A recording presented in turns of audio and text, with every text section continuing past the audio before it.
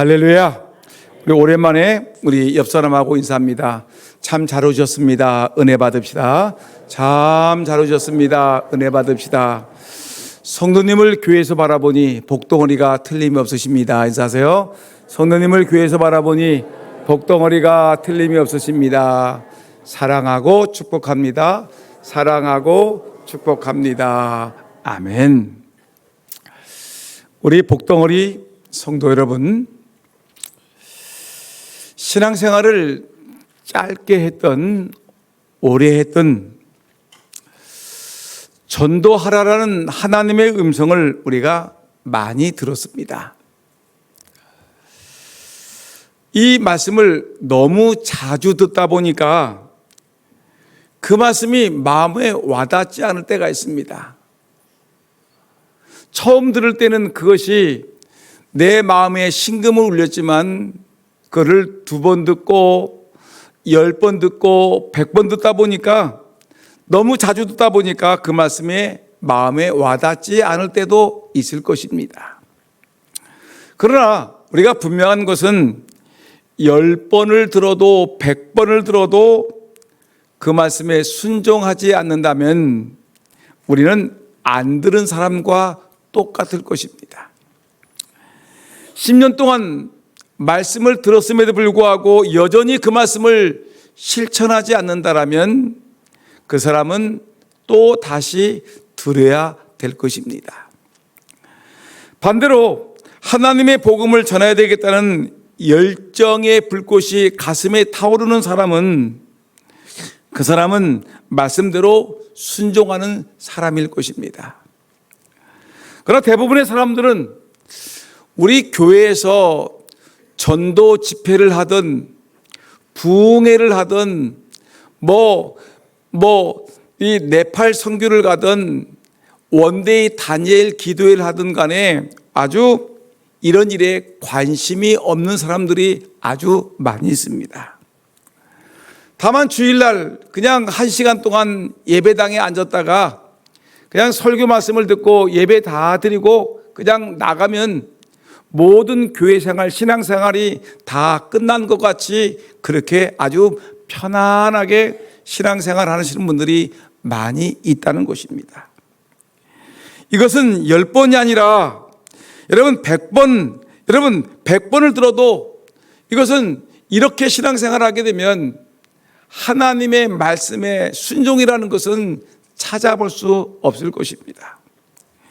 왜냐하면 하나님 말씀이 그 말씀이 나에게 들려지고 그 말씀이 나의 삶을 변화시키고 내 행동을 달라지게 해야지만이 내가 신앙생활을 한다고 하는 것인데 여러분 아무런 반응이 없으면 여러분 이것을 우리가 신앙생활이라고 할 수 있겠습니까?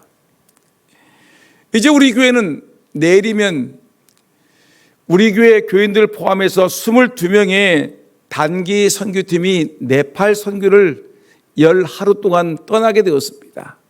큰 행사입니다. 또 2주를 후게 되면 우리 교회는 원데이 다니엘 기도회라는 영혼 구원을 위한 엄청난 큰 행사를 우리 교회에서 진행하게 되었습니다. 수많은 사람들이 우리 교회를 향해서 몰려올 것입니다.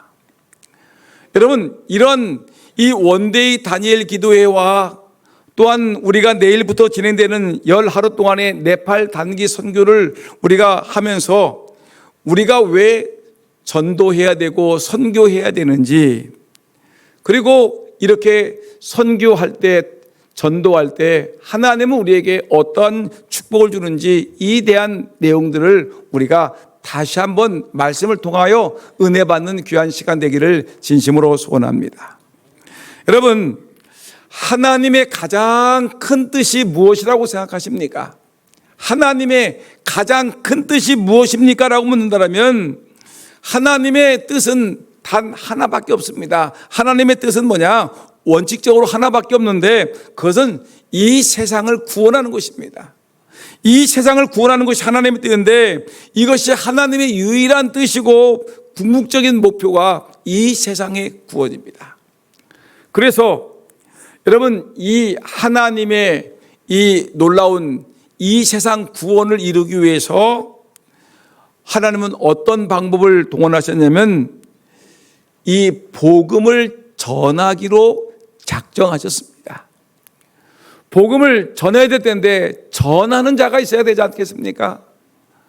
하나님의 놀라운 사랑을 전해야 될 텐데 근데 이 사랑을 전할 자가 누구냐라고 생각할 때 하나님은 자기 옆에 계신 독생자 예수 그리스도를 보내야 되겠다고 생각해서 하늘 보좌 옆에 계셨던 예수 그리스도를 이 땅에 보내셔서 예수님이 이 공생의 3년 동안 하루도 빠짐없이 예수님은 이 동네 마을을 다니면서 천국 복음을 전파하셨습니다. 하나님 나라가 가까이 왔다.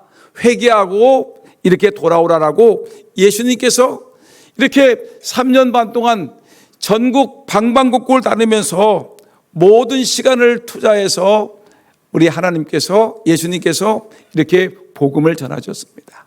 그리고 복음을 전하시고 예수님이 이 모든 백성을 위해서 자기가 십자가에 못 박혀 죽으셔서 인간의 모든 죄를 담당하셨습니다. 그리고 3일 만에 부활하셨고 승천하셨습니다.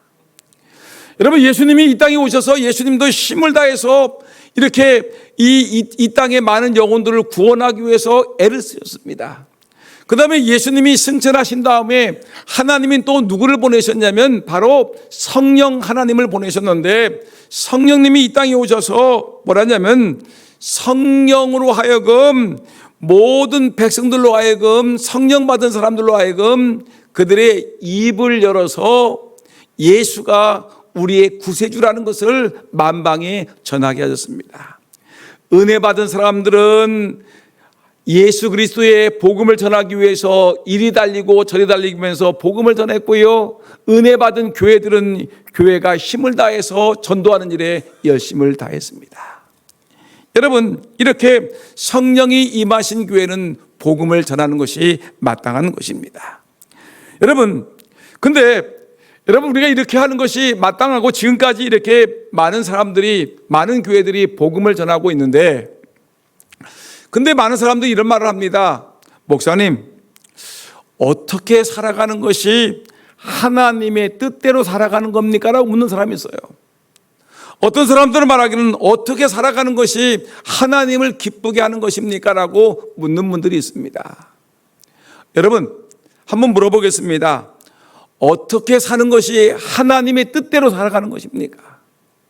도대체 어떻게 살아가는 것이 하나님을 기쁘시게 하는 것이겠습니까? 오늘 제가 이 설교 앞부분에서 말씀드렸듯이 하나님의 가장 중요한 뜻이 뭐냐면 바로 복음을 전도하는 것이 하나님의 뜻이고 하나님이 가장 기뻐하는 것이고 하나님이 가장 기뻐하는 것이 무엇이냐 할 때 전도하는 것이고 바로 선교하는 것이 하나님이 가장 기뻐하시고 이 하나님의 가장 중요한 뜻이라는 것도 우리가 분명히 알아야 되는 것입니다. 여러분 그 때문에 이 전도는 선택의 과제가 아니라 필수 과목인 것입니다. 선택이라면 우리가 이 전도는 해도 되고 안 해도 되고 라고 얘기할 수 있지만 이 선교라는 것은 전도라는 것은 개인이든 교회든 반드시 우리가 하나님 앞에서 신실하게 해야 될 것이 전도하는 것이고 선교하는 것이 바로 우리 교회의 중요한 과제인 것입니다.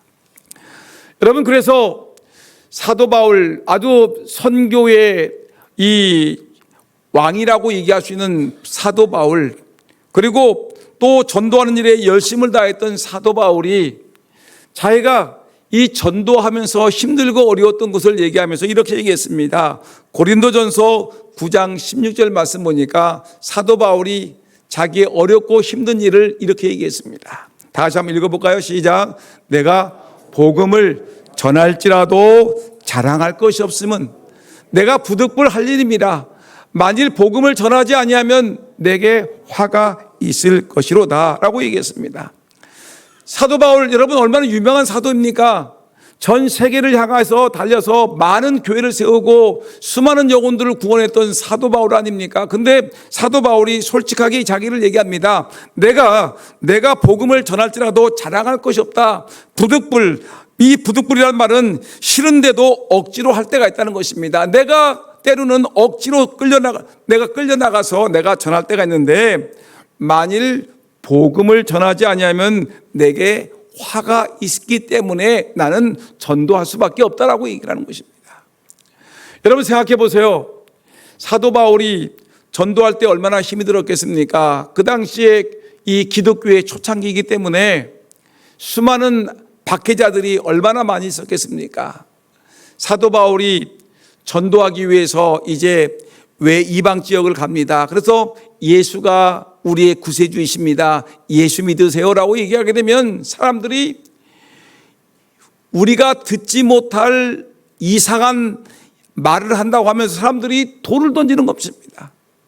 돌을 던지면 여러분, 돌이라는 것이 뭐 스펀지를 던지는 것 같이 그렇게 가벼운 것입니까? 돌을 던지게 되면 머리를 맞이게 되면 피가 터지고요, 이 다리에 맞이게 되면 뼈가 부러지고요. 여러분, 이렇게 돌을 던져서 죽을 고비를 몇 번 넘겼고요. 어떨 때는 두들겨 맞고 몽둥이로 두들겨 맞고요. 어떨 때는 감옥에 들어가고요. 어떨 때는 죽을 고비를 몇 번씩 넘겼습니다. 사람들이 뭐 복음을 전할 때마다 비난하고요, 또는 복음을 전할 때마다 사람들이 엄청난 이 따돌림을 당하고 손가락질을 합니다. 여러분, 이런 어려움 중에 전도하고 싶은 사람이 어디 있겠습니까? 저 같은 경우도 여러분 생각해 보세요. 여러분, 제가 이 금산 지역에 다니면서 예수 믿으세요라고 전도할 때 사람들이 저를 향해서 미친놈이라고 얘기하고 저를 향해서 돌을 던지고 저를 향해서 여러분 악담을 하고 저를 잡아다가 감옥에 가둔다라면 제가 전도할 맛이 나겠습니까? 얼마나 힘들겠습니까? 사도 바울이 그런 것입니다. 내가 그럼에도 불구하고 전도하는 이유는, 부득불 전도하는 것은 내가 전도하지 않으면 내가 화가 있을지로다라고 얘기하면서 자기가 때로는 전도하기가 너무너무 힘들고 어려울 때가 있다는 것을 그는 이렇게 고백하는 것을 볼 수가 있습니다. 여러분, 그럼에도 불구하고 우리는 전도해야 되는 것이 우리 인간에게는 마땅한 일인데, 그러면 우리가 이렇게 전도라는 것이 귀중한 것이고 마땅히 해야 될 우리의 본분인데, 그러면 우리가 전도가 왜 이렇게 귀중한 것인가를 우리가 짧은 이 시간이지만 우리가 전도의 존귀함, 귀중함에 대해서 몇 가지 생각을 해보려고 합니다. 가장 먼저 여러분, 전도가 존귀한 것은 왜냐하면 전도는 하나님이 가장 기뻐하시는 일이기 때문에 그렇습니다. 따라합시다. 전도는 하나님이 가장 기뻐하시는 일입니다. 그렇죠? 하나님이 가장 기뻐하시는 일이십니다. 하나님이 기뻐하는 일이라면 우리가 해야 되지 않겠습니까? 여러분, 요에 대해서 하나님이 기뻐하신다는 것을 성경은 어디에서 잘 말씀하고 있냐면, 누가복음 15장을 보게 되면 세 가지 비유가 나오는데, 첫 번째 비유가 뭐냐면 잃어버린 양의 비유가 나오고, 두 번째 비유가 잃어버린 동전의 비유가 나오고, 세 번째 잃어버린 아들 탕자의 비유가 나오는데, 근데 첫 번째 잃어버린 이 양의 비유를 보게 되면 어떤 목자가 양이 100마리가 있었는데, 근데 그 중에 양 한 마리를 잃어버렸습니다. 목자의 심정이 한 마리 잃어버린 양을 찾기 위해서 안타깝습니다. 그래서 이 한 마리 양을 찾기 위해서 온 산과 들을 다 뒤적입니다. 골짜기마다 뒤지면서 양을 찾습니다. 그리고 그 가시 덤불 속에 이렇게 갇혀 있는 이 양을 찾아서, 이 양을 찾은 기쁨에 양을 등에다가 들쳐업고 친구들에게 연락을 해가지고 내가 잃어버린 양을 찾았다. 내가 너무너무 기뻐서 오늘 잃어버린 양을 찾았기 때문에 내가 오늘 잔치를 베풀어야 되겠다라고 기뻐하고 있는 목자의 심정을 우리에게 말하는 것입니다. 여러분, 하나님도 마찬가지입니다. 잃어버린 영혼, 이렇게 불신 영혼을 찾아서 이 영혼이 하나님 앞에 나와서 예수님 앞에 나와서 이렇게 예배하는 그 모습을 볼 때 하나님은 얼마나 기뻐하시겠습니까? 그래서 여러분 누가복음 15장의 말씀 보니까 이와 같이 죄인, 다 같이 읽어볼까 시작. 이와 같이 죄인 하나가 회개하면 하늘에서는 회개할 것 없는 99을 인하여 기뻐하는 것보다 더하리라. 아멘. 여러분 하나님이 얼마나 기뻐하시는 것인가를 우리에게 보여주는 말씀인 것입니다. 두 번째 비유가 있죠. 잃어버린 드라크마 동전의 비유가 있죠. 한 여인이 동전을 잃어버렸습니다. 온 방안을 싹싹이 뒤졌습니다. 그리고 힘겹게 동전 하나를 찾았는데 이 동전을 찾은 기쁨을 가지고 친구들에게 연락해 가지고 내가 잃어버린 동전을 찾았으니 기쁘다. 오늘 우리 잔치를 하자라고 얘기할 정도로 잃어버린 것을 찾은 기쁨이 얼마나 큰 것인가를 말씀하고 있습니다. 잃어버린 영혼을 찾은 기쁨입니다.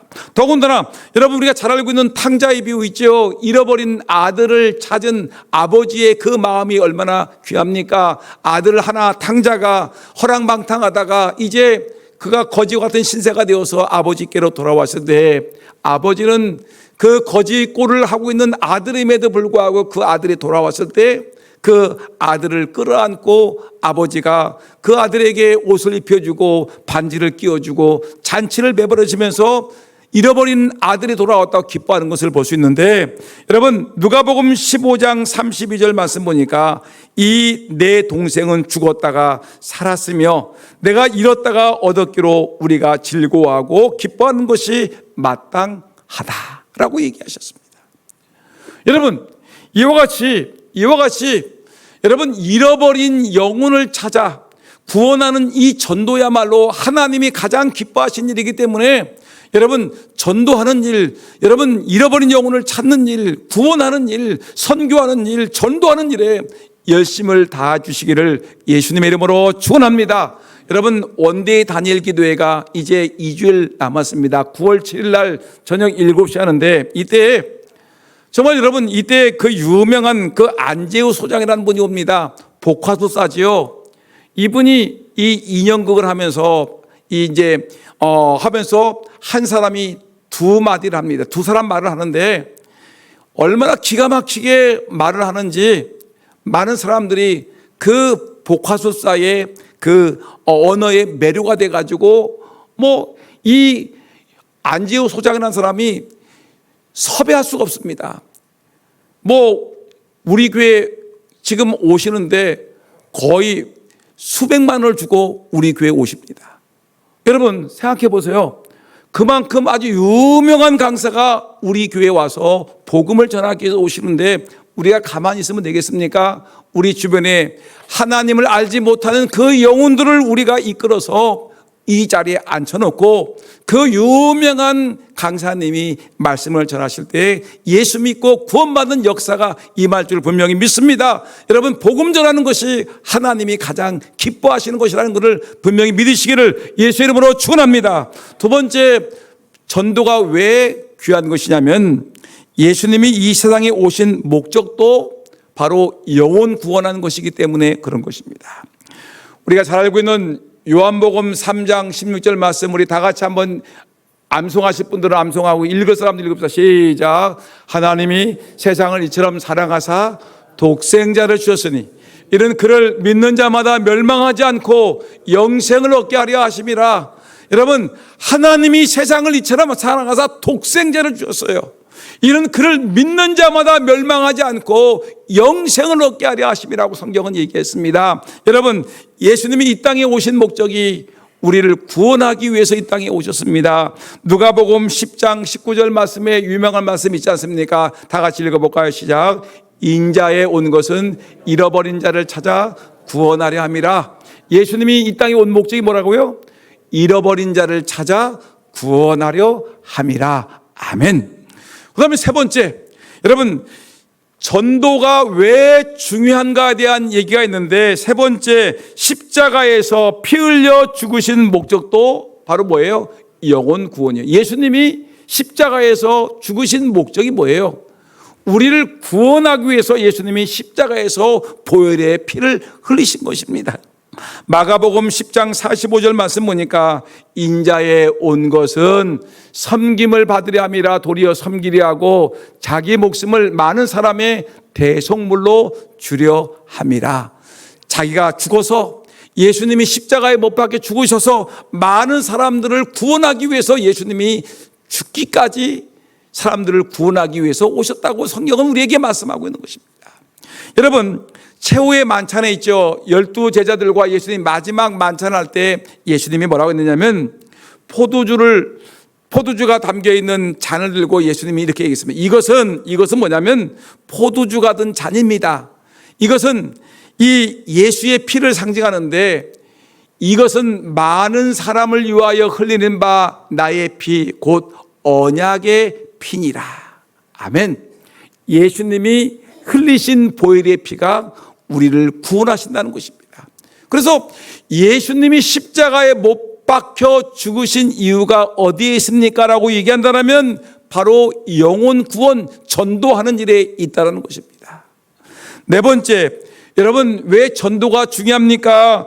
예수님의 지상 명령입니다. 최고의 명령이기 때문에 우리는 이 전도가 중요하다는 것을 알고 전도를 실천하는 것이고요. 다섯 번째, 전도가 왜 중요합니까? 라고 얘기한다면 성령이 임하시는 목적도 전도이기 때문에 그렇습니다. 성령이 임하게 되면 병을 고치고 성령이 임하게 되면 방언을 하고 신비한 일이 일어나고 라고 얘기하는데 여러분 그것이 목적이 아니라 여러분 성령이 임한 주된 목적은 뭐냐? 바로 영혼을 구원하는 데 초점이 있다는 사실을 잊어서는 안 될 것입니다. 사도행전 1장 8절 말씀 우리가 많이 들었지요. 지난주에 설교했죠. 사도행전 1장 8절 시작. 오직 성령이 너희에게 임하시면 너희가 뭐 받는다? 권능을 받고 땅끝까지 이르러 내 증인이 되리라. 보세요. 성령이 임하게 되면 뭘 받아요? 권능, 은혜를 받습니다. 성령이 내게 임하면 내게 권능을 받고 나는 자연히 예수님의 증인이 되는 거예요. 증인이. 여러분 은혜 받았습니까? 성령이 임하신 것입니다. 여러분 예수를 믿습니까? 여러분 은혜 받았습니까? 성령 받았습니까? 자연히 예수님의 증인이 된 줄 믿습니다. 이것이 너무나 당연한 우리 성도들의 마땅한 본분인 것을 기억해 주시기 바라겠고요. 이렇게 전도가 이렇게 중요하다는 것을 지금 제가 몇 가지 말씀을 드렸는데 여러분에게 마지막 주제 하나가 무엇이냐면 전도자에게 주시는 하나님의 축복입니다. 따라합시다. 전도자에게는 하나님이 복을 주십니다. 뭘 준다고요? 복을 주십니다. 어떤 복을 주냐면 가장 먼저 하나님께서 함께 하시는 복을 주십니다. 하나님이 영원토록 너희들과 함께 하시겠다라고 얘기했습니다.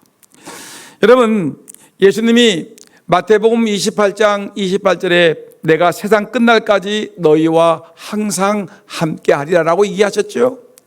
근데 이 말씀이 여러분 구체적으로 전도할 때 어떤 일로 나타났냐면 실제적으로 신비한 하나님의 그 강력한 역사가 어떻게 나타나냐면 사도행전 18장을 읽어보게 되면 바울이 고린도에서 전도할 때 하나님의 역사가 나타나는데 어떤 일이 일어나냐면 여러분 고린도라는 곳은 지금의 그리스의 항구입니다. 그리스의 남쪽에 있는 항구인데 그런데 그 사람들이 항구 도시이기 때문에 사람들이 드세고 우상 숭배가 많고 이방인들이 많습니다. 그런데 거기서 바울이 고린도에 가서 복음을 전하는데 유대인들이 난리를 치는 것입니다. 그래서 바울이 담대하게 예수가 그리스도다. 따라합시다. 예수가 그리스도다. 예수가 그리스도라는 말은 뭐냐면 예수님이야말로 우리를 구원할 구세주라는 것입니다. 여러분 예수님이 우리를 구원할 유일한 구세주입니다라고 이 사도 바울이 고린도에 몰려들고 있는 사람들에게 외쳤습니다. 여기에다도 동쪽에서도 예수가 구세주이십니다. 서쪽에서도 예수님은 구세주입니다라고 외쳤더니 유대인들이 소리를 지르고 비방을 하고 폭행을 하고 돌을 던지고 박해를 하는 것입니다. 죽을 위협에 놓이게 되었습니다. 그래서 사도 바울이 막 사람들 유대인들이 돌을 던지고 막 핍박을 가니까 얼마나 움츠리겠습니까?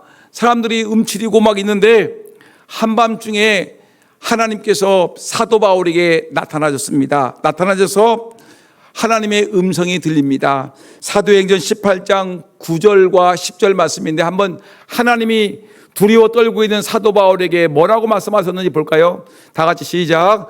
두려워하지 말며 잠잠하지 말고 말하라. 내가 너와 함께 있으며 아무 사람도 너를 대적하여 해롭게 할 자가 없을 것이니 이는 이 성중에 내 백성이 많음이라. 아멘. 여러분, 놀라운 말 아닙니까? 지금 사도 바울이 복음을 전하다가 유대인들에게 두들겨 맞고 어려움을 당하고 있는데 지금 말하기가 두려운 중에 있는데 이때 이 한밤중에 하나님이 사도 바울을 찾아오셔서 말합니다. 바울아 바울아 라고 말씀하시면서 두려워하지 말아라. 너 잠잠하지 말아라. 너 그냥 침묵하지 마라. 복음에 대해서 침묵하지 말고 이제 말하라. 두려워하지 말고 말하라. 내가 너와 함께 함이라. 아무 사람도 너를 대적하여 회롭게 할 자가 없을 것이라. 이 성중에 내 백성이 많다. 이 백성에 이 고린도 안에 하나님을 믿을 백성들이 많은데 네가 입을 닫고 잠잠하게 되면 어떻게 되겠느냐? 너는 두려워하지 마. 내가 너와 함께 할 거야. 너를 해할 자가 없을 거야. 너는 잠잠하지 말고 예수의 십자가의 복음을 전하라라고 말하고 있는 것입니다. 왜 그럽니까? 두렵고 떨리고 있는 바울에게 내가 너와 함께 함이니라 라고 분명히 말씀하고 있습니다.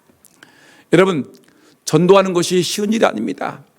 이번에 우리 교회가 네팔 선교를 가는데 네팔이라는 나라는 여러분 공산주의 국가입니다. 공산주의 국가인데 거기는 이 헌법에 복음을 전도를 기독교 복음을 전하지 못하게 하고 있습니다. 그렇지만 많은 선교사들이 가서 복음을 전하고 있습니다. 그래서 우리 교회도 이번에 가서 복음을 전합니다. 복음을 전하다가 잘못하게 되면 감옥에 갈 수도 있습니다. 감옥에 가서 여러분 늦게 나와서 한 일주일 동안 또는 열흘 동안 한 달 동안 감옥에 갇혀서 있을 수도 있습니다. 그런데 성경은 말하기를 그래도 두려워하지 말고 잠잠하지 말아라. 잠잠하지 말고 외쳐라는 말하라는 것입니다. 우리에게 하나님 말씀하셨습니다. 그런데 두려워하는 분이 있습니다. 우리 고진석 장로님이 결혼식이 앞두고 있는데 조순자 권사님에게 말하기를 당신 조심해. 당신 전하다가 보험 전하다가 감옥에 들어가게 되면 아들 결혼식도 못 보면 어떡해. 그런다고 얘기하는 말을 들었는데 여러분 담대하라. 두려워하지 말라. 오늘 말씀하지 않습니까? 우리 고진석 장로님에게 말합니다. 고진석 장로야 두려워하지 말며 잠잠하지 말며 말하라. 내가 너와 함께 있으며 아무 사람도 너를 대적하여 해롭게 할 자가 없을 것이니 이는 이 성중에 내 백성이 많음이라. 여러분 이 말씀이 오늘 우리에게 주시는 하나님의 음성임을 믿으시기를 주의 이름으로 축원합니다. 여러분 이 금산 땅에 하나님의 백성이 많습니다. 이 백성들이 하나님의 백성이 많은데 우리가 잠잠하면 되겠습니까? 힘을 다하여 여러분 힘을 다하여 복음 전해서 많은 영혼들이 주님 앞에 돌아오기를 주의 이름으로 축원합니다. 여러분 그다음에 하나님의 축복이 뭐냐면 전도할 때 하나님이 함께 하시고 두 번째 뭐냐면 영원히 빛나는 상급과 축복을 받습니다. 다니엘서 12장 2절 3절 말씀 읽어볼까요? 오늘 본문의 말씀인데 시작. 땅의 티끌 가운데서 자는 자 중에 많이 깨어 영생을 얻는 자도 있겠고 수육을 받아서 무궁히 부끄러움을 입을 자도 있을 것이며 지혜 있는 자는 궁창의 빛과 같이 빛날 것이요 많은 사람을 옳은 대로 돌아오게 한 자는 별과 같이 영원토록 비추리라. 아멘. 여러분 마지막 날에는 죽어있는 자들이 주님이 재림하실 때 무덤을 깨지고서 올라올 것입니다. 어떤 사람은 무덤에서 깨고서 올라와서 이 부활해서 천국으로 갈 사람이 있고 죽음에서 부활했는데 지옥으로 들어갈 사람이 있어요. 근데 여러분 정말 중요한 것은 어떤 사람들이 천국에 들어가는데 몇몇 사람들은 천국에서 하늘의 별과 같이 반짝반짝 빛나는 복을 받는 사람이 있는데 누구냐? 많은 사람을 옳은 대로 돌아오게 한 자는 하늘의 별과 같이 빛난다고 했습니다. 누구냐? 많은 사람을 옳은 대로 돌아오게 한 자가 누구냐면 지옥에 갈 사람들을, 불신 영혼들을 전도해서 주님께로 인도한 사람들, 전도자는, 불신자를 전도해서 주님께로 인도한 자는 하늘의 별과 같이 빛날 것을 성경은 우리에게 선포하고 있는 것입니다. 여러분, 하늘의 상급이 큽니다. 하늘의 상이 큽니다. 여러분, 힘을 다해 전도하시기를 주의 이름으로 축원합니다. 마지막 하나만 보도본다라면 여러분, 하늘의 상급이 전도자에게 주실 축복이 뭐냐면 세 번째, 기쁨의 열매를 거두게 해주시기 때문에 그렇습니다. 우리가 봄에 씨를 뿌리죠. 그러면 여름이 되면, 가을이 되면 열매를 맺습니다. 봄에 씨를 뿌렸는데 고추가 나지요. 또 가지가 나지요. 열매가 오늘 여러분들 먹을 옥수수가 나지요. 어떻습니까? 씨를 뿌렸더니 여러분 이 열매를 거둡니다. 우리가 복음의 씨를 뿌리게 되면 반드시 열매를 거둔다라고 성경은 우리에게 말씀하고 있습니다. 우리가 네팔에 복음의 불모지 힌두교가 80% 90% 나갔는데 여기저기에 우상 단지입니다. 여기도 우상, 여기도 우상, 길거리 갈 때마다 우상 단지가 천지에 있습니다. 그곳에 가서 예수가 구세주다라고 외칠 때 사람들은 우리를 향해서 비웃을 수도 있고 사람들이 듣지도 않을 수 있습니다. 그러나 그곳에 복음의 씨를 뿌리게 되면, 때가 되면 반드시 열매를 거둘 것입니다. 믿습니다. 여러분, 성경 말씀 보니까 시편 126편 5절 6절 말씀 보니까 눈물을 흘리며 씨를 뿌리는 자는 기쁨으로 거두리로다. 울며 씨를 뿌리러 나가는 자는 정녕 기쁨으로 그 단을 가지고 돌아오리라. 성경은 말씀하고 있습니다. 우리가 국내에서 우리가 전도의 씨를 뿌리고 회에 나가서 전도의 씨를 뿌리게 되면 반드시 그 영혼들이 돌아온다는 걸 기억하고 힘을 다하여 전도하고 힘을 다하여 선교하는 우리 교회가 되기를 예수의 이름으로 축원합니다. 기도하겠습니다.